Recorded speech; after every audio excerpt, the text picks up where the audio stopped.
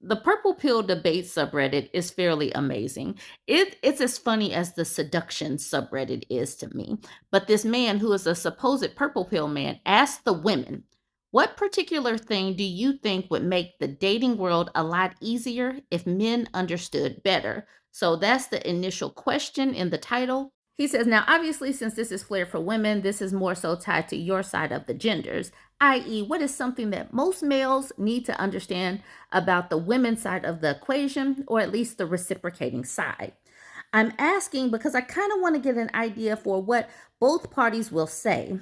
I have an interest in doing this on the male side as well, but it can be anything from understanding individuality, understanding social norms, understanding partnership better, etc. So that's the question. All right. Listen to my very basic numbers. I give 5. Number 1, that women are more than a utility to cook, clean, and provide an orgasm. 2, reciprocity.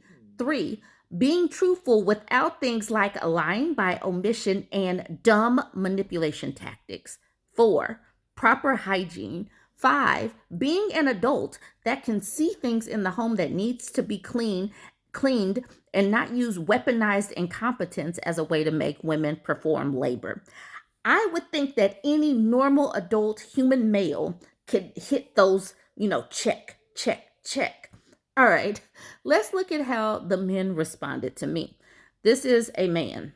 Knight Bishop hones in on weaponized incompetence, saying, it sounds like another made up phrase you read in the advice column of the New York Times. It's fascinating how much feminists fry their brains to make up phrases. Is emotional labor next? I respond to that man saying, y'all don't want to hear women, and it's okay. One thing I tell men, the smart ones will adapt to what women are saying. The rest will keep taking advice from men. And then the OP, Chemical Low, he hones in on the rest will keep taking advice from men. And he says, what's wrong with that? So I said, why would you remotely believe that you, as a man, actually knows more about women than a woman? Like, sit with that question. Y'all spout that stupid women only want 666, 6 figures, 6 pack. Y'all fill in the other 6. Women only want the top 20%. Women will just take all your stuff. Y'all say like 5 different regurgitated talking points, and most women aren't saying that. Instead of examining this very basic list, you keep asking questions. So then the OP says, I'd rather listen to a man who dates a lot of women than listen to most advice about heterosexual dating from women, because they don't usually have a good idea of how to be attractive to women. I said, so you have wasted everyone's time with this exercise. Listen to men, because why would women have insights into what women think? Y'all got it. So he says, no, I mean specifically advice on dating women as far as the attracting women stage. I'm not saying I will never take into women's insights into dating, like other aspects like long-term relationships, mindsets, etc. So some of that was kind of muddied, but it sounds like he's willing to listen to women at some particular juncture. So we've seen Knight Bishop before. So he's saying, no, real subject matter experts like me don't say women only want the 666 or the top 20%. We say most women would much prefer such men, that most women viciously shoot for such men before she hits the wall. The only thing that matters is what kind of men a woman is chasing after from age 18 to 25 with no bastard kids. This is who she truly desired. But the problem with this is young broads are starting to adapt to subject matter experts like me, putting younger men on game. So young broads are now targeting older men who they think are ignorant to female nature. So just because a woman is with a 5'6" dude that makes $55,000 a year at age 34 after she hit the wall, it doesn't mean that this is who she truly desired. Let me tell you broads in here a secret. No man wants to be with leftover broads that see you as their 378th choice. The red pill teaches men to avoid Avoid you such broads. He really wants to call us broads. I know he really wants to call us the other B word, but he settled on broads. All I said was LOL and then just gave the little heart symbol and a thumbs up. Ordinary Drag says, can you tell more men to leave women in our 30s alone? They aren't getting the message. We'll inform the girls to avoid you from this side. Thanks. And then you got Bumbly Jack. He's honing in on the 378. He says being her 378th choice might even be acceptable to many men if she treated you like you're her best current option. Instead, you're being measured against the best aspects of all 377 that came before. And most of those guys weren't even offering her commitment. So you're being measured against the vacation fantasy idealized dreams of those 377 men. I just kind of laughed at that because what do they know about what women are getting, or they barely listen to women. Women will talk and they don't believe anything women are saying. So that's the reason why I LOL'd that. Now, Snoo says this thread is an entire troll from the beginning. They don't want to know anything. We should stop being the books they only want to burn. Reading is hard. And to that, I said I had time today. I was interested to see if they'd listen or push back. And to that, the OP says, do you think this is something most guys in general don't understand? And honed in on my number one, that women are more than a utility to cook and clean and provide an orgasm. He laughed at me. He says, because if we are starting off with this, then I'd argue, most men aren't Griffith from Guts.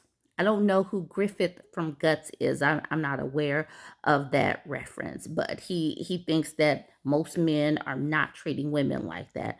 And I don't know if he lives in reality or what. So I said, you asked this original question. I answered, I have a fairly large network of women who speak on these topics daily. If y'all genuinely wanted a connection, you'd listen. Most of y'all want to argue. And number one is precisely how many women are treated daily. It's easy to see when men are constantly talking about sex and a woman cooking and cleaning. I won't type anymore because I don't think you actually care to listen. And he says, no, I do care, but it's also, I think, maybe I feel is majorly exaggerated depending on the group. I guess I was wondering how common do you think these men are? And based off your comment, it seems you met a lot. So he's sitting up here talking about how common are these men, and it seems like I've met a lot of them because they always want to personalize things to me. Like I am so hurt about these things when I am simply talking about what women are saying in general. They cannot accept that it's not like they want to do things like you're hurt, you're bitter, and all of that. And that's the reason why it's like, why do women even talk? I know that I tell y'all to block these people. I talk to them to get them talking and to share with y'all what they are saying, not because I necessarily agree with them or because I value their opinions. I do not value their opinions. Y'all should probably know that. So we have a red pillar named Barely Moral. So he's honing in on my list. And remember, number one is basically she's a wife appliance bang maid. He says, quite easy to understand. Women are not that. However, that is the value I can get from women. Not all of it, but close enough. Number two was reciprocity. He said, I agree. I'm quite clear about what I want. I try to make my partner be quite clear about what she wants. Trade happens, reciprocity.